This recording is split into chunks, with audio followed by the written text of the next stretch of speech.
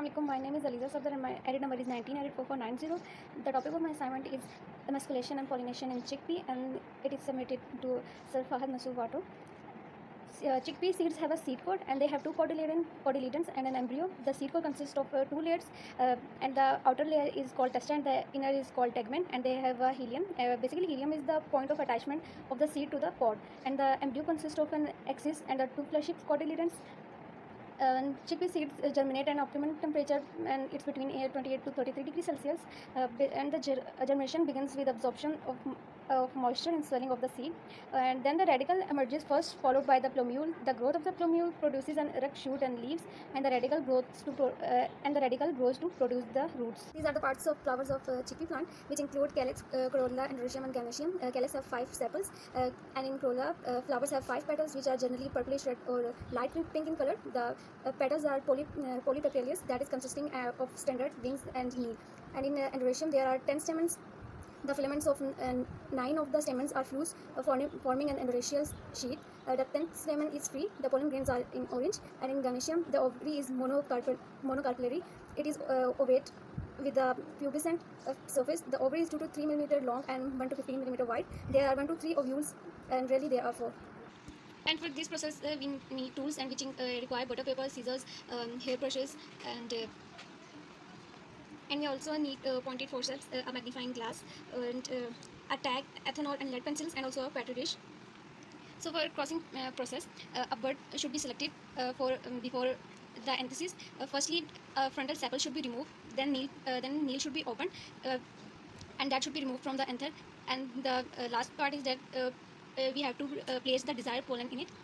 When crossing is successful, the pod formation start within 5 to 4 days. Then the mature pods are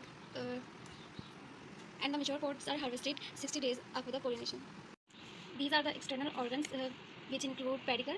Pedicle is at the base of the flower, which holds the flower, and there is calyx, which holds the 5 sepals. It shows the large standard petal, which cover the flower parts. There are 2 wing petals, a stigma, an anther, and the knee petals. Anthers in this stage are immature, and they are half the height of the style. The half-open flower is used as a male flower, and the pollen grains over here are entirely mature, and they are yellow in color. A hooded bird should be selected for the removal of the anther. Then sepals should be removed from the bird. Then anthers should be removed, and the stigma should be exposed. After that, the mature pollen should be placed on the stigma. After that, after pollination, the flowered bird should be closed. Hooded bird is selected as a female parent. After that, the sepals should be snipped off and pushed the standard and the wing petals. Then an incision should be made. After the incision is made, it will expose the petals. Anthers should be exposed, and when the anthers should be exposed carefully. After that, the style should be pulled out. Then half-open flower is selected for the male pollen collection. Then sepals should be removed. It will expose pollens. Then pollens will be exposed. Then pollen grains are gently applied on the tip of the stigma of the flower. After pollination, the style is gently inserted in the knee petals, and they are covered with the protected with the petals. Then pollinated flower is taken and it's covered. A butter paper should